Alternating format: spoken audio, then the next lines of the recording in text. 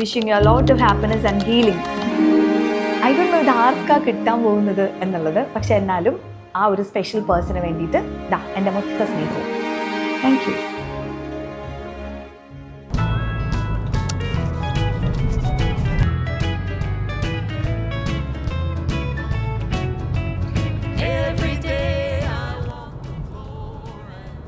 ഒരു ചെറിയ യാത്രയിലാണ് നമ്മൾ കോട്ടയത്തുള്ള DC ബുക്സിലേക്ക് പോവാണ്. കാര്യം DC ബുക്സ് എൻ്റെ 2 പുസ്തകങ്ങൾ പബ്ലിഷ് ചെയ്തിട്ടുണ്ടെങ്കിലും ഞാൻ ഇതുവരെ DC ബുക്സിലേക്ക് നേരിട്ട് പോയിട്ടില്ല എന്നുള്ളത് ഞാൻ കഴിഞ്ഞ ദിവസമാണ് റിയലൈസ് ചെയ്തത്. അപ്പോൾ നമ്മുടെ 2ാമത്തെ പുസ്തകം സന്തോഷത്തിൻ്റെ സമവാക്യങ്ങൾ KLF വെച്ചിട്ട് കോഴിക്കോട് വെച്ചിട്ട് പബ്ലിഷ് ചെയ്യപ്പെട്ടിട്ടുണ്ട്. കുറേ പേര് പുസ്തകം പ്രീ ബുക്ക് ചെയ്തിട്ടുണ്ടായിരുന്നു. അപ്പോൾ പ്രീ ബുക്ക് ചെയ്തവർക്ക് കിട്ടുന്നത് ഒരു സ്പെഷ്യൽ എഡിഷനാണ്, ഹാർഡ് ബൗണ്ട് ആയിട്ടുള്ള സൈൻഡ് ആയിട്ടുള്ള ഒരു സ്പെഷ്യൽ എഡിഷനാണ് അവർക്ക് കിട്ടുന്നത്. അപ്പോൾ ആ പ്രീ ബുക്ക് ചെയ്യപ്പെട്ടിട്ടുള്ള കോപ്പികളൊക്കെ അയച്ചു തരേണ്ട എല്ലാവർക്കും. അപ്പോൾ അത് സൈൻ ചെയ്യാൻ വേണ്ടിയിട്ട് കൂടിയാണ് പോകുന്നത്. ആൻഡ് ഈ പ്രീ ബുക്ക് ചെയ്യപ്പെട്ടിട്ടുള്ള കോപ്പികൾ നേരത്തെ പറഞ്ഞ പോലെ ഹാർഡ് ബൗണ്ടിൽ വന്നിട്ടുള്ള കോപ്പി ഞാൻ ഇതുവരെ കണ്ടിട്ടില്ല. നമ്മൾ KLF വേണ്ടിയിട്ട് മാത്രം പേപ്പർ ബാക്കിൽ ചെയ്തിട്ടുള്ള കുറച്ച് കോപ്പീസ് ഉണ്ടായിരുന്നു. അത് KLF തന്നെ തീരുകയും ചെയ്തു. അപ്പോൾ ആ കോപ്പീസാണ് ഞാൻ ഇതുവരെ കണ്ടിട്ടുള്ളത്. അപ്പോൾ ഫസ്റ്റ് ടൈമാണ് എൻ്റെ ഒരു ബുക്ക് ഹാർഡ് ബൗണ്ട് എഡിഷനിൽ കാണാൻ പോകുന്നത്. അപ്പോൾ അതിൻ്റെ ഒരു എക്സൈറ്റ്മെൻറ്റ് ഉണ്ട്. പുസ്തകം സൈൻ ചെയ്യാനും DC ബുക്സിലേക്ക് പോകുന്നതിൻ്റെയും ഒക്കെ സന്തോഷമുണ്ട്. അപ്പം ഞാൻ വിചാരിച്ചു ഈ ഒരു യാത്രയിൽ എന്താണ് ഈ പുസ്തകം എന്നുകൂടി ഒന്ന് പറഞ്ഞു പോകാം, ഈ ഒരു ജേർണി ഒന്ന് ഡോക്യുമെൻ്റ് ചെയ്യാമെന്ന് വിചാരിച്ചിട്ടാണ് ഇതൊരു വ്ളോഗ് ആക്കാമെന്ന് വിചാരിച്ചു.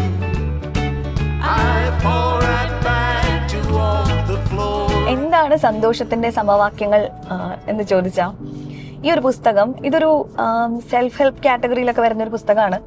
നമുക്ക് സ്വയം ചിന്തിക്കാനും അവനവനെ തന്നെ ഒന്ന് റിഫ്ലക്ട് ചെയ്യാനും ഒക്കെ സഹായിക്കുന്ന തരത്തിലുള്ള ഒരു പുസ്തകമാണ്. പക്ഷേ ഐ വോണ്ട് സേ ഇതൊരു മോട്ടിവേഷൻ പുസ്തകം എന്ന് പറയാൻ പറ്റില്ല.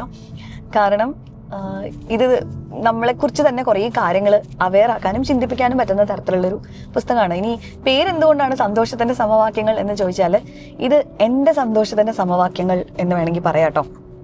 ഈ കഴിഞ്ഞ കുറച്ച് കാലങ്ങളായിട്ട് ഞാൻ എന്നെക്കുറിച്ച് തന്നെ മനസ്സിലാക്കിയിട്ടുള്ള, അല്ലെങ്കിൽ എൻ്റെ ചുറ്റുമുള്ള മനുഷ്യരുടെ ജീവിതത്തിൽ നിന്ന് മനസ്സിലാക്കിയിട്ടുള്ള കുറേ കാര്യങ്ങളുണ്ട്.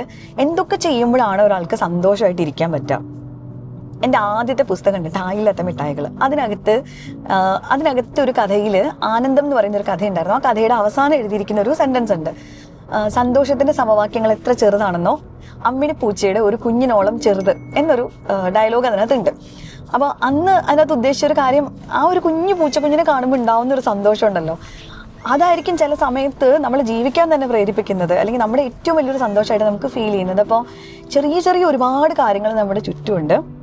പക്ഷേ നമ്മൾ പലപ്പോഴും വലിയ സന്തോഷത്തിലേക്ക് ഫോക്കസ് ചെയ്യാനാണ് ട്രെയിൻഡ് ആയിട്ടുള്ളത്. അല്ലെങ്കിൽ നമ്മുടെ ബ്രെയിൻ കൂടുതൽ ഇനിയും വലിയ സന്തോഷം വരട്ടെ, ഇനിയും കൂടുതൽ കിട്ടട്ടെ, എന്നിട്ട് ഞാൻ സന്തോഷിക്കാം എന്നുള്ള മോഡിലായിട്ട് കുറച്ചധികം കാലമായി. അപ്പോൾ ഇപ്പോൾ നമ്മുടെ ലൈഫിലുള്ള കുഞ്ഞു ചെറിയ കാര്യങ്ങളെ ആഘോഷിക്കാനും സന്തോഷിക്കാനും ഒക്കെ നമ്മളത് വിട്ടുപോകുന്നുണ്ട്.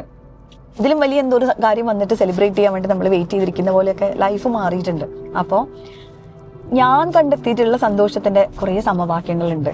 അതിപ്പോൾ നമ്മുടെ നെഗറ്റീവ് ബിലീഫ്സിനെ, അല്ലെങ്കിൽ കോൺസ്റ്റൻ്റ് ആയിട്ട് നമ്മുടെ തലയ്ക്കുള്ളിലിരുന്ന് നമ്മളെ തന്നെ ക്രിട്ടിസൈസ് ചെയ്യുന്ന നമ്മുടെ മൈൻഡ് വോയിസ് ഇല്ലേ, അതിനെ എങ്ങനെ നമുക്ക് മറികടക്കാം, നമ്മുടെ ലിമിറ്റിംഗ് ബിലീഫ്സ് എങ്ങനെ ഐഡൻറ്റിഫൈ ചെയ്യാം, എങ്ങനെ അതിൽ നിന്ന് പുറത്ത് കിടക്കാം, ചുറ്റുമുള്ളവരൊക്കെ പ്രശ്നമാണ് ഞാൻ മാത്രമാണ് ഓക്കെ എന്ന് വിചാരിക്കുന്ന നമ്മൾക്കൊക്കെ ഉള്ളൊരു വിക്ടിം മൈൻഡ് സെറ്റ് ഇല്ലേ, അതുണ്ടോയെന്നുള്ളത് എങ്ങനെ തിരിച്ചറിയാം, എങ്ങനെ അതിൽ നിന്ന് പുറത്ത് കിടക്കാം, ഇങ്ങനെയുള്ള കുറേ നമുക്കൊക്കെ അറിയുന്ന, നമ്മളൊക്കെ എവിടെയെങ്കിലുമൊക്കെ കേട്ടിട്ടുള്ള വായിച്ചിട്ടുള്ള കുറേ കാര്യങ്ങളുടെ ഒരു കമ്പൈലേഷനാണ് ഈ ഒരു ബുക്ക് എന്ന് പറയുന്നത്. അതിനകത്ത് എൻ്റെ എക്സ്പീരിയൻസ് ആണ് എനിക്ക് കൂടുതലായിട്ട് ആഡ് ചെയ്യാനുള്ളത്. ഇപ്പോൾ 4 പേര് കൂടുന്ന സ്ഥലത്ത് ഇംഗ്ലീഷ് പറയാൻ പറഞ്ഞു കഴിഞ്ഞാൽ മുട്ടിടിക്കുന്ന ഒരാളായിരുന്നു ഞാനിങ്ങനെ അതിൽ നിന്ന് പുറത്ത് വന്നിട്ടുള്ളത് എന്നുള്ളത് എൻ്റെ പേഴ്സണൽ ജേർണിയാണ്. ഇതുപോലെ വണ്ടി ഓടിച്ചുകൊണ്ട് ഒരു കാലത്ത് സംസാരിക്കാൻ പറ്റുമെന്ന് ഞാൻ സ്വപ്നത്തിൽ പോലും വിചാരിച്ചിരുന്നില്ല. കാരണം വണ്ടി ഓടിക്കുക എന്ന് പറയുന്നത് എന്നെ കൊണ്ട് പോസിബിൾ അല്ല എന്ന് അത്രത്തോളം ഉറച്ചു വിശ്വസിച്ചിരുന്ന ഒരു ഭൂതകാലം എനിക്കുണ്ട്.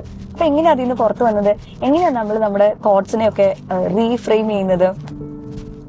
എപ്പോഴും ഞാൻ എല്ലാവരോടും പറയുന്ന ഒരു കാര്യമുണ്ട്, നമ്മുടെ ബ്രെയിൻ ഒരിക്കലും സന്തോഷം കണ്ടെത്താൻ വേണ്ടിയിട്ട് വയേർഡായിട്ടുള്ളൊരു ബ്രെയിൻ അല്ല. അതെപ്പോഴും ത്രെട്ടുകളുണ്ടോ, എന്തെങ്കിലും സുരക്ഷാ പ്രശ്നങ്ങളുണ്ടോ എന്നുള്ളതിലേക്കാണ് കൂടുതൽ ഫോക്കസ്ഡ് ആയിട്ടിരിക്കുന്നത്.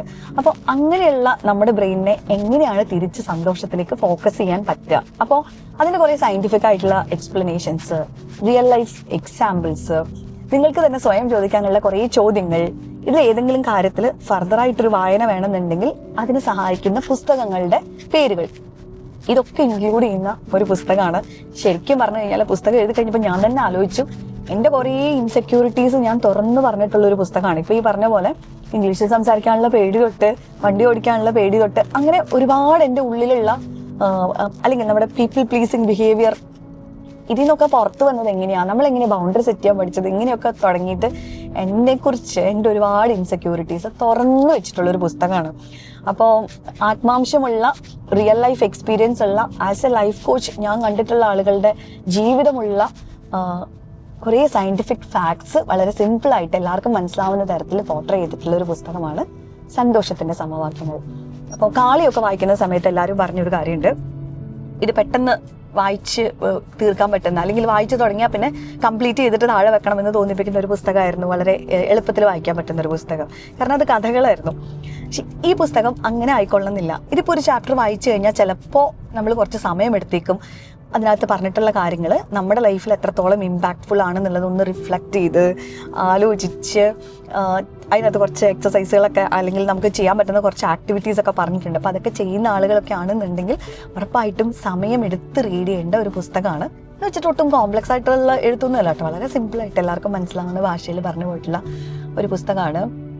ഞാനിപ്പോഴും വിചാരിക്കുന്ന ഒരു കാര്യം, ഈ പുസ്തകം വായിക്കുമ്പോൾ ഏതെങ്കിലും തരത്തിൽ അതിനുള്ള ഏതെങ്കിലും ഒരു കാര്യം നിങ്ങളുടെ ലൈഫിനെ ഇമ്പ്രൂവ് ചെയ്യണം, അല്ലെങ്കിൽ ഒരു റിഫ്ലക്ഷൻ എങ്കിലും ഉണ്ടാക്കണം.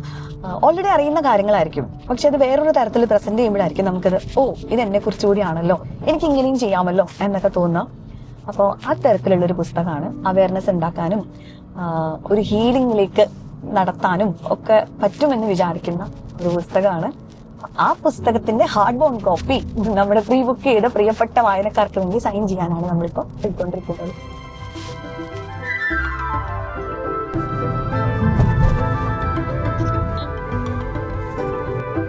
നമ്മളിതാ ഏറ്റുമാനൂർ ടൗണിലാണ് കേട്ടോ ഇപ്പോൾ ഉള്ളത്. ഏറ്റുമാനൂരായിട്ടുള്ളൊരു ബന്ധം എന്ന് വെച്ചാൽ ഞാൻ ഏറ്റുമാനൂർ അടുത്തുള്ള മംഗളം കോളേജ് ഓഫ് എഞ്ചിനീയറിംഗിലാണ് എൻ്റെ MBA ചെയ്തത്. അപ്പോൾ ആ സമയത്ത് കോളേജ് ഹോസ്റ്റലിൽ നിന്ന് ഇടയ്ക്ക് നമ്മൾ ചാടുന്നത് ഇങ്ങോട്ടേക്കാണ്. ഈ ഒരു ടൗണിലാണ് എന്തെങ്കിലും ആവശ്യത്തിനൊക്കെ നമ്മൾ ആ സമയത്ത് വരാറുണ്ടായിരുന്നത്. ഇവിടെയോ ഒരു പൊരിച്ച കോഴിയും ചപ്പാത്തിയും കിട്ടുന്ന ഒരു കടയുണ്ടായിരുന്നു. അപ്പം ഞങ്ങളുടെ അന്നത്തെ വലിയൊരു ലക്ഷറി ആയിരുന്നു അവിടുന്ന് ഫുഡ് മേടിക്കുക എന്നുള്ളത്. എൻ്റെ ഹോസ്റ്റലിൽ കൊണ്ടുവന്നിട്ട് ഹോസ്റ്റലിൽ അന്ന് വൈകിട്ട് ഫുഡ് വേണ്ടെന്നൊക്കെ പറഞ്ഞിട്ട് ഒളിച്ചിരുന്ന് കഴിക്കുക.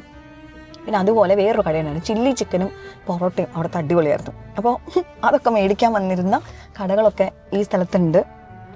സ്ഥിരമായിട്ട് ഫ്രണ്ട്സുമായിട്ട് നമ്മളിങ്ങനെ വായി നോക്കാൻ ഇറങ്ങുന്ന ഒരു സ്ഥലമായിരുന്നു ഈ ഒരു ഏറ്റുമാനൂർ ടൗൺ. പിന്നെ ഫ്രണ്ട്സ് എല്ലാവരും കൂടി ആയിട്ട് ഇവിടെ ഏറ്റുമാനൂർ അമ്പലത്തിൽ ഉത്സവം നടക്കുന്ന സമയത്ത് ഒരുമിച്ച് വരിക, അങ്ങനെ കുറേ മെമ്മറീസ് ഉള്ള ഒരു സ്ഥലം കൂടിയാണ് കേട്ടോ ഏറ്റുമാനൂർ.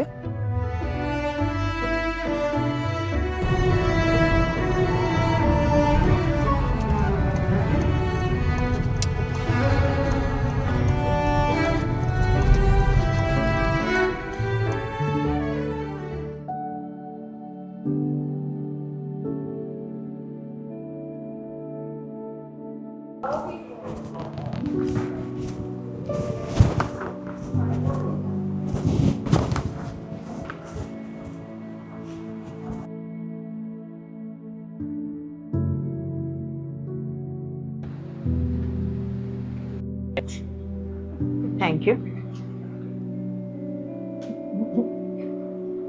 ഇതാണ് നമ്മൾ പറഞ്ഞ നമ്മുടെ ഹാർഡ് ബോൺ കോപ്പിയുടെ ഫസ്റ്റ് വേർഷൻ എൻ്റെ കയ്യിലേക്ക് കിട്ടിയത്. ഇദ്ദേഹത്തിനെ പ്രത്യേകമായി പരിചയപ്പെട്ടെ. ഇതാണ് ഇവിടുത്തെ എൻ്റെ എഡിറ്റർ ദീപ്തി. കാളി എന്നെ കൊണ്ട് എഴുതിപ്പിച്ചതേ ദീപ്തിയാണ്. അപ്പൊ ഈ ഒരു ബുക്കിലും ദീപ്തിയാണ് എൻ്റെ എഡിറ്റർ. ഈ ഉടുപ്പ് തന്നെ ഇട്ടുണ്ടാന്ന് വന്നേ. അതെ അതെ, ഒരു വെറൈറ്റി ആയിക്കോട്ടെ പ്ലാൻ ചെയ്ത്. ഞാൻ എന്താ പരസ്യം എന്താ ഇത് കണ്ടപ്പോഴേ സെയിം.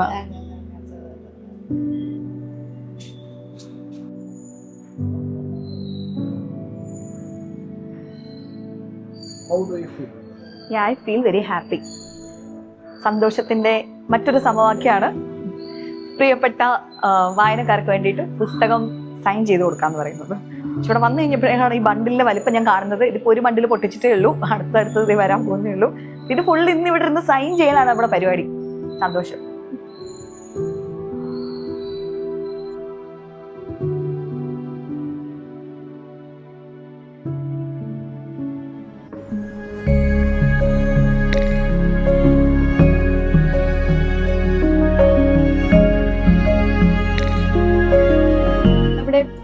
2 copies sign ചെയ്തുകൊണ്ടിരിക്കുകയായിരുന്നു. അപ്പോൾ ഇതിനകത്ത് ഞാൻ ഫസ്റ്റ് സൈൻ ചെയ്ത ബുക്കിനകത്ത് ഒരു ലൈൻ എക്സ്ട്രാ എഴുതിയിട്ടുണ്ട്, wishing you lot of happiness and healing എന്ന് കൂടെ എഴുതിയിട്ടുണ്ട്. ഐ ഡോണ്ട് നോ ഇത് ആർക്കാ കിട്ടാൻ പോകുന്നത് എന്നുള്ളത്, പക്ഷെ എന്നാലും ആ ഒരു സ്പെഷ്യൽ പേഴ്സണ് വേണ്ടിയിട്ട് എൻ്റെ മൊത്തം സ്നേഹം. Thank you.